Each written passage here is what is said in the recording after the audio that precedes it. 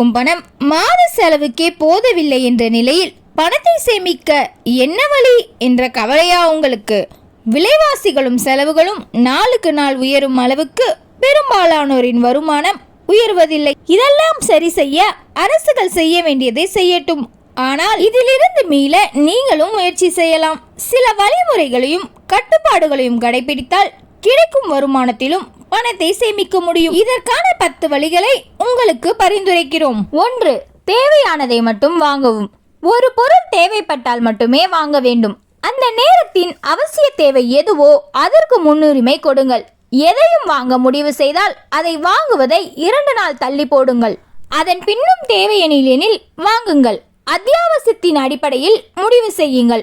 உதாரணமாக, விலை அதிகமான குளிர்கால ஜாக்கெட்டை கோடை காலத்திலேயே வாங்குவதை தவிர்க்கலாம். குறைவான விலை, தள்ளுபடி, ஆஃபர் கொடுக்கிறார்கள் என்பதற்காக தேவையில்லாத போதும் பொருட்களை வாங்கி வைக்க வேண்டியதில்லை. 2. வெளியில் சாப்பிடுவதை தவிருங்கள். மாதத்தில் ஒரு நாள் குடும்பத்தினர் அல்லது நண்பர்களுடன் வெளியில் சென்று உணவகத்தில் சாப்பிட்டால் பரவாயில்லை.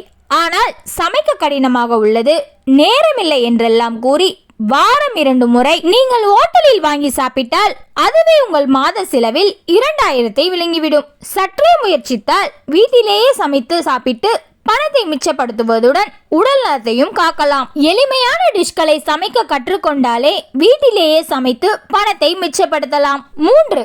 10% பணத்தை தனியே எடுத்து வைக்கவும். செய்ய வேண்டும் என்று நினைத்து நாம் செய்ய தவறும் விஷயம் இது. மாத சம்பளத்தில் செலவுகள் போக ஏதாவது மீதமானால் அதில் இருந்து சேமிப்பை தொடங்கலாம் என்று நினைப்பது பெரும் தவறு. உங்களின் முதல் செலவு சேமிப்பாக இருக்கட்டும். ஆகவே இனிவரும் மாதங்களில் சம்பள பணத்தில் 10% பிக்ஸட் டெபாசிட் அல்லது பெற்றோர் குழந்தைகள் வங்கி கணக்கில் சேர்ப்பது என்பதில் உறுதியாயிருங்கள். சம்பளம் வரும் நாளன்றே இதனை செய்து விடுவது அவசியம். மாதம் உங்களின் முதல் செலவு சேமிப்பாக இருக்கட்டும். 4. கடனை சரியாக திருப்பி செலுத்துங்கள். தற்போது கடன் என்பது வாழ்வின் ஒரு அங்கமாகிவிட்டது.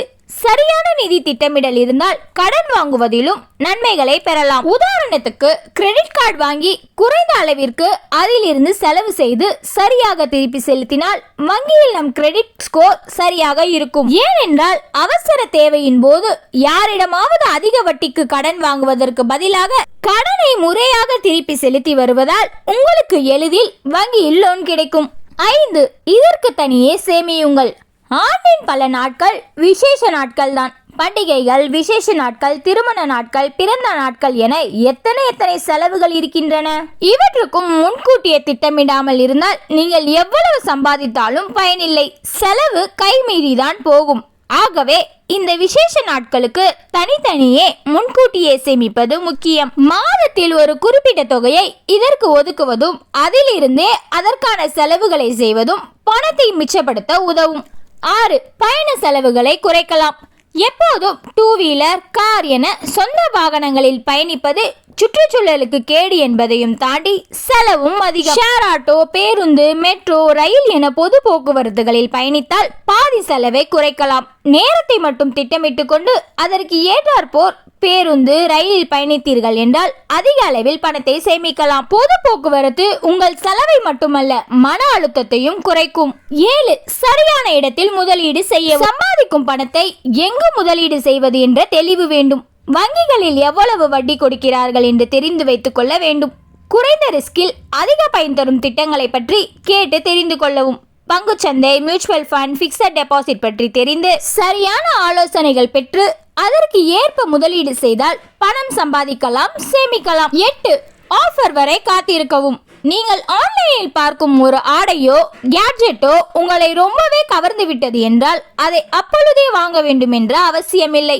ஏனென்றால் எந்த பொருளுக்கும் ஆன்லைனில் நிச்சயமாக ஆஃபர் அறிவிக்கப்படும். அதனால் எப்போது ஆஃபரில் விற்கப்படுகிறது என்பதை கவனித்து வாங்கினால் நிறைய பணத்தை மிச்சம் செய்யலாம். இவை காஸ்மெட்டிக்ஸ், எலக்ட்ரானிக்ஸ் போன்ற பொருட்களுக்கும் பொருந்தும். 9. திறமையை பயன்படுத்துங்கள். உங்களின் திறமையை பயன்படுத்திக் கொள்ளுங்கள். உதாரணமாக, நன்றாக போட்டோ எடுக்கிறீர்கள் என்றால் எப்போதாவது நேரத்தை ஒதுக்கி கொண்டு திருமணம், பிறந்த நாள் அல்லது வேறு ஏதாவது நிகழ்ச்சிகளுக்கு போட்டோ எடுத்து கொடுத்து பணம் சம்பாதிக்கலாம். அதனால் உங்களுக்கு எந்த திறமை உள்ளது, எப்படி அதை பயன்படுத்த முடியும் என்று திட்டமிடுங்கள். அதை மூலதனமாக கொண்டு பகுதி நேர வேலைகள் செய்து சம்பாதிக்க திட்டமிடுங்கள். இதற்கு முதலில் உங்களின் தனித்திறமையை கண்டுபிடிக்கவும். 10. வாரம் ஒரு முறை சரிபார்க்கவும். என்ன செலவு செய்கிறோம் என்பதை தெளிவாக எழுதி வைத்துக் கொள்ள வேண்டும். அதனை வாரம் ஒரு முறை சரிபார்க்கவும். செலவுகளை தினமும் எழுதி குறிப்பு எடுத்து வார இறுதி நாளில் மொத்தமாக அந்த வாரத்தின் கணக்கை பார்க்கலாம். இதனால் உங்களின் பணம் எப்படி செலவாகிறது, தேவையற்ற செலவுகள் என்ன என்பதை கண்டறிந்து சரி செய்து கொள்ளலாம். இந்த 10 டிப்ஸ்ல நீங்க எந்த டிப்பை உங்க வாழ்க்கையில பயன்படுத்திட்டு வரீங்க, எதை பயன்படுத்த போறீங்க, இன்னும் வேற என்ன ஐடியாலாம் உங்களுக்கு இருக்குன்னு மறக்காம கீழே கமெண்ட் பண்ணுங்க. இதே போல நிறைய வீடியோஸ் பார்க்க நம்ம சேனலை சப்ஸ்கிரைப் பண்ணிக்கோங்க.